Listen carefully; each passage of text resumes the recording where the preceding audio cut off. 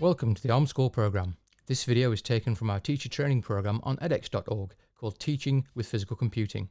Whether you're new to teaching computing or a specialist, this program will set you up on a path to becoming an expert in delivering technology-enabled project-based learning in the classroom.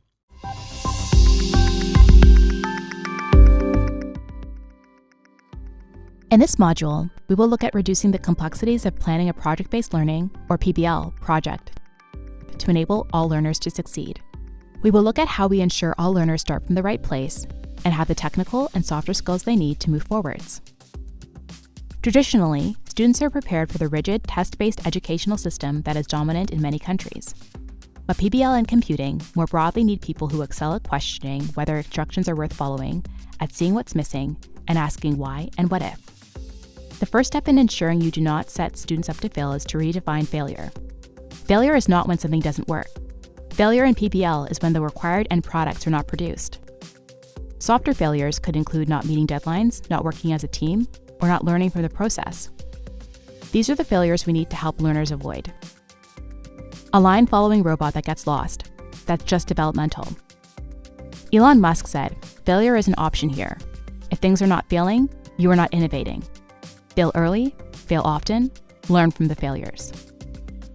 If students do fail, we have to ask where the fault lies. If they cannot complete something, ask yourself, did I check that they could do this? Have they been taught how to do this? A lot of what we do in computing is technically challenging. Students need to be taught. You could teach them beforehand using traditional techniques or during the project. You could opt for breakout training using traditional techniques, or you could give learners access to learning materials and allow them to learn independently. By enabling students to develop, enhance, and grow their skills independently, we are helping them build new knowledge and form new synaptic links. But unless they are taught how to teach themselves and encouraged to take the risks involved, they will not know how to find out new things and develop new skills. In this case, simulators can be incredibly useful. You can teach students how to find example circuits and talk through the findings with them, following the electrical flow and discussing what is happening. Managing expectations is really important. Instead of expecting a program to run or a circuit to operate correctly the first time, it can be a good idea for students to expect them not to work the first time and develop the debugging skills they need. Children new to PBL do not know how to work in a team.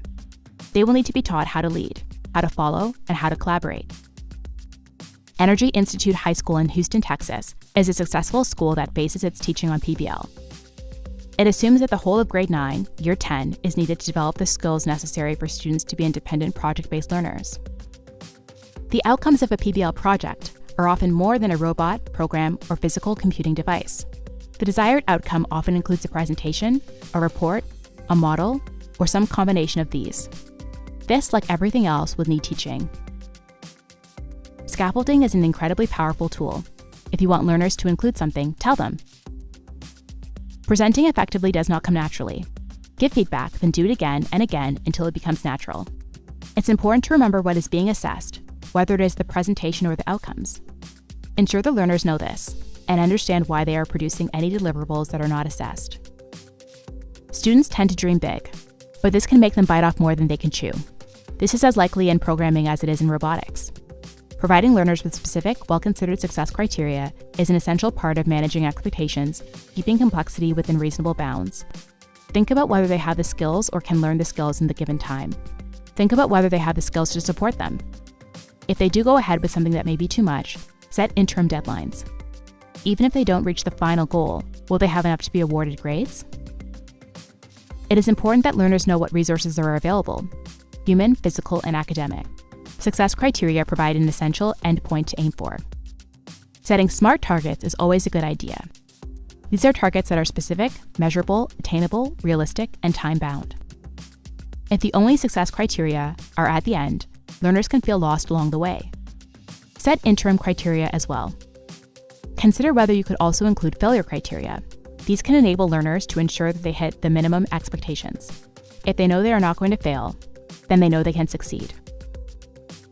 Do your students know what the time limits are? Really? Have you taught them how to manage their time within these constraints? Do the students really know what they can do? An I can checklist with red, amber, green ratings can be a powerful device to develop scaffolding for learners who need support and act as a catalyst to speed up the development of further skills. The checklist can also be used as a menu from which to choose what you spend your teaching time on and what you can incorporate into future projects. All students, even the seemingly unmotivated, care about being seen as competent and able. While ensuring the weakest are able to achieve, we also need to stretch those at the top to stop them getting bored. When the best students become distracted, there is little motivation for the weaker ones. A range of stretch tasks should be planned and include a range of more complex goals. Students need to see the point of what they are doing.